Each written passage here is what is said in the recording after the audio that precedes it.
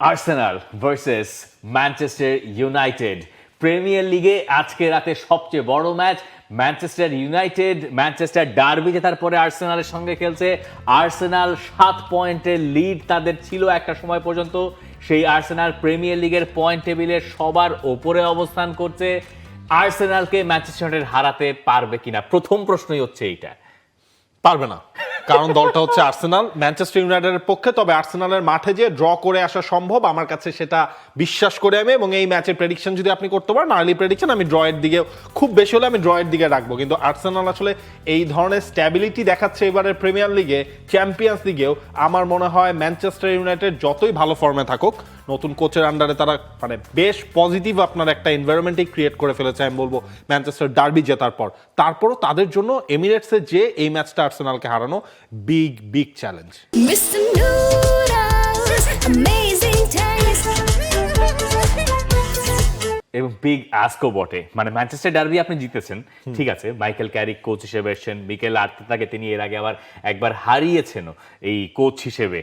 তো ওইখানে দুজনের একটা ফুটবলিং ক্যারিয়ার থেকেই চেনা পরিচয় আছে। এভারটন ইউনাইটেড খেলা যখন হতো, অথবা আর্সেনাল ইউনাইটেড, দুটোতেই মাইকেল ক্যারিক মিকেল আর্তেতার দেখা সাক্ষাৎ হয়েছে। এইখানে আর্সেনাল আরো বেশি সতর্ক হয়ে যাবে বা গেছে হয়তো, কারণ যখন তারা দেখেছে ম্যানচেস্টার ডার্বিতে ইউনাইটেডের প্লেয়াররা ওই রকম একটা মেন্টালিটি শো করছে, মানে কম্পারেটিভ মেন্টালিটি, যেখানে আপনাকে বের হয়ে যেতে দেবো না, মানে আগে যুদ্ধ করব, এরপরে হারলে হারবো, জিতলে জিতবো, এরকম একটা ব্যাপার দেখা গেছে। এরপরে আর্সেনাল আমার ধারণা আরো বেশি সতর্ক হবে। এবং আর্সেনালের এই ম্যাচের প্রিপারেশন তো আজকে থেকে শুরু হয় নাই। তাদের যে ইউনাইটেডের সঙ্গে খেলতে হবে, এই প্রিপারেশন তারা চ্যাম্পিয়ন্স লিগের ম্যাচ ইন্টার মিলানের বিপক্ষে নিয়েছে। মানে ইন্টারের সঙ্গে আপনি প্রথমে যদি 11 দেখেছেন, সেখানে আপনি কাকে কাকে খুঁজে পান নাই, ওই নামগুলো একটু মেলান। তাদেরকে কেন খুঁজে পান নাই? তারা কি আর্সেনালের মানে রেস্ট, তারা কি আর্সেনালের অবিচ্ছেদ্য অংশ নন? অবশ্যই। কিন্তু বেঞ্চের প্লেয়ার ও আর্সেনালের এত শক্তিশালী যে সেসব প্লেয়ারদেরকে দিয়ে স্টার্ট করিয়েও আর্সেনাল সান সিরো থেকে ম্যাচ বের করে আনতে পারে, এটা তারা দেখিয়েছে। টার্গেট ছিল এই ম্যাচটা, ওল্ড ট্রাফোর্ড বলছি, এমিরেটসে ম্যানচেস্টারের বিপক্ষে ম্যাচটা। সেই জায়গায় আর্সেনালের সফল না হওয়ার কোনো কারণ হয়তো আপাত দৃষ্টিতে নাই। কিন্তু ইউনাইটেডের দিক থেকে আপনি যেটা হয়তো বিচার করতে পারেন, ওই যে ফিল গুড ব্যাপারটা, ওইটা যদি তারা কাজে লাগাতে পারে এবং আর্সেনালকে তারা যদি আটকাতে পারে। আর্সেনালের সামনে আজকে কয়েকটা চ্যালেঞ্জ আছে।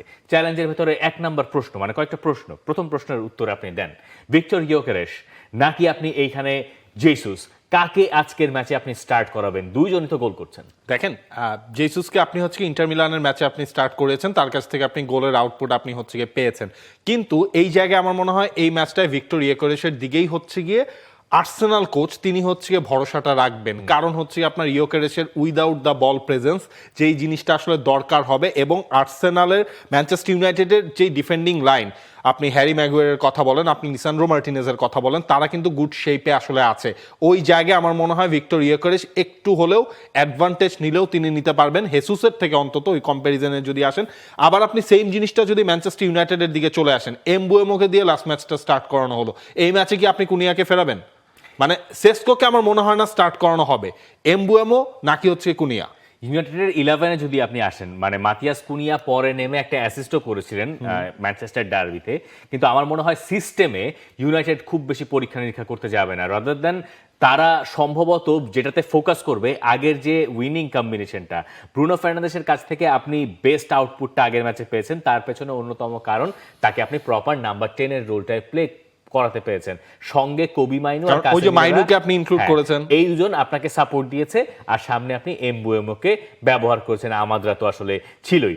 এখন ইউনাইটেড যদি এই কম্বিনেশনটা ভাঙতে যায়, যদি আপনি কুনিয়াকে নিয়ে আসেন, তাহলে তো সেটা তো আসলে আপনার দৌড়গুড় জায়গায় কি আনা হবে না। কুনিয়া আর ব্রুনোকে একসঙ্গে আনালে আমার কাছে মনে হয় যে দুইটা নাম্বার 10-এর একটা ক্ল্যাশ লাগার ঘটনা ঘটে যায়। যদিও দুজন একই জায়গায় স্টার্ট করেন না, দুজনের পজিশন আলাদা, কিন্তু তারপরও একটা জায়গায় আমার কাছে মনে হয় যে ব্যালেন্সটা একটু ক্ষতিগ্রস্ত হয়। তার মানে এটা বলছি না যে কুনিয়াকে সবসময় বসায় দেন বা কিছু, কুনিয়া খুবই ইম্পর্টেন্ট পার্ট।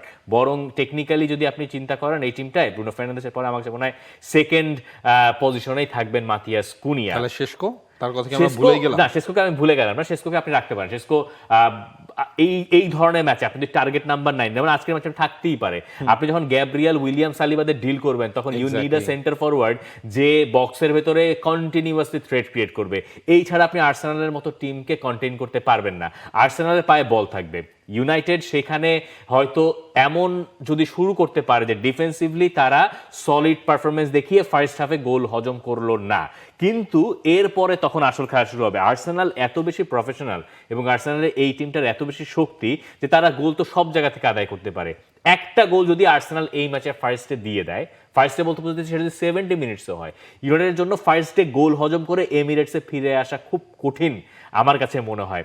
আগের ম্যাচে ম্যানচেস্টার সিটি ইউনাইটেডের উপরে সেই অর্থে কি প্রেশার ক্রিয়েট করেছে বা করতে পেরেছে, হয়তো তাদেরকে দেওয়া হয় নাই। ওই একই জায়গায় কি ইউনাইটেডের ডিফেন্স আছে যারা আর্সেনালের ফরওয়ার্ডদেরকেও ডিল করতে পারে? আপনার তো একজনকে ডিল করলে হবে না। আমি ধরলাম যে ইয়োকেরেসকে স্টার্ট করবেন, নট গ্যাব্রিয়েল জেসুস। তারপরে পাশে কে? সাকা হয়তো প্রিমিয়ার লিগে তার কাছ থেকে আপনি যা দেখতে চাইছিলেন সেটা হয়তো এখনো পর্যন্ত আমরা দেখতে পারি নাই, কিন্তু এই ধরনের ম্যাচে সাকা তো সাধারণত দেখা যায় থ্রাইভ করেন। আবার আপনি একটা অন্য পাশে যান, ট্রোসারকেও যদি স্টার্ট করেন, মার্টিনেলি স্টার্ট করেন, তারাও একই প্রোফাইলের কাছে। এবং একটা জিনিস আপনি খেয়াল করেন, এই প্রথম এই সিজনে কিন্তু মিকেল আর্তেতার দলে কোনো ইনজুরি প্রবলেম নাই, তিনি ফুল মানে বেঞ্চটাই হচ্ছে গিয়ে তিনি পাচ্ছেন। ইনক্যাপিয়া তিনি হচ্ছে গিয়ে ফেরত আসলেন, কালাফিওরি তিনি ফেরত আসলেন, এবং এই ম্যাচে আসলে লেফট ব্যাকে হয়তোবা কালাফিওরিকেই আসলে তিনি ইউজ করবেন। আগের ম্যাচে মানে ইউনাইটেড যখন ডার্বি খেলেছে তখন সেখানে মিডফিল্ডে ইউনাইটেড জিতেছিল। কিভাবে জিতেছিল?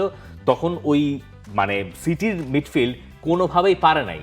কিন্তু এইখানে তো আপনার হচ্ছে টপ মিডফিল্ডার এগেইনস্ট আপনার লড়তে হবে, ডেক্লান রাইস, ওডেগার্ড, এদের সঙ্গে আপনি পেরে ওঠাটা খুব কঠিন। এই কারণে আমি বলছি যে এই যে অতীত রেকর্ডও বলছে আর্সেনালের পাল্লাটাই ভারী, মানে শেষ কয়েকটা লিগের ম্যাচের ফল যদিও খুব টাইট হয়েছে ম্যাচগুলো, আমার কাছে মনে হয় যে ইউনাইটেডের জন্য এই ম্যাচে পেরে ওঠা খুব খুব কঠিন হয়ে যাবে।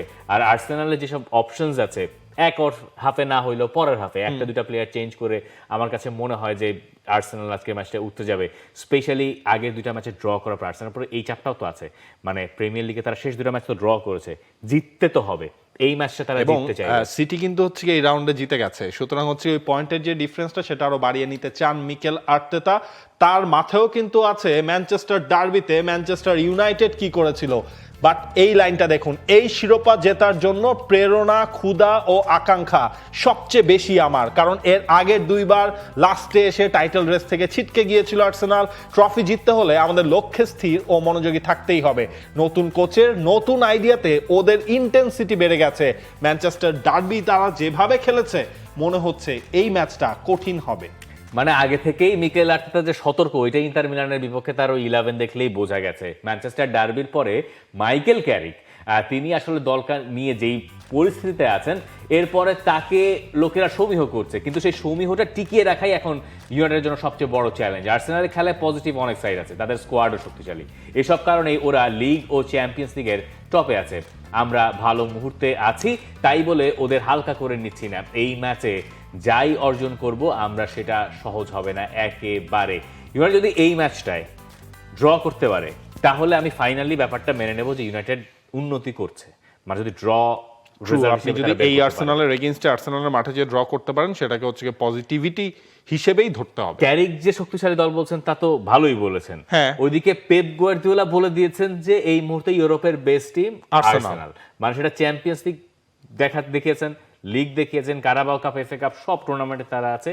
তো যখন ইউরোপের টপ টিমটার এগেইনস্টে বা এই মুহূর্তে পারফরমেন্সের দিক দিয়ে বেস্ট টিমের এগেইনস্টে খেলবেন, আর আপনি যখন ইউনাইটেড, তখন ইউনাইটেডের কোনো প্রেশারও নাই। আমার মনে হয় ওই প্রেশারলেস খেলা যদি খেলতে পারে ইউনাইটেড চাপটা কন্টেইন করে, তাহলে আমার প্রেডিকশন আর্সেনাল জিতবে 2-1 গোলে। দেখা যাক আসলে শেষ পর্যন্ত কি হয়। For more updates, subscribe to our YouTube channel and click on the bell icon. Follow us on Facebook and Instagram. Download T-Sports app to enjoy exciting games and highlights. Visit tsports.com.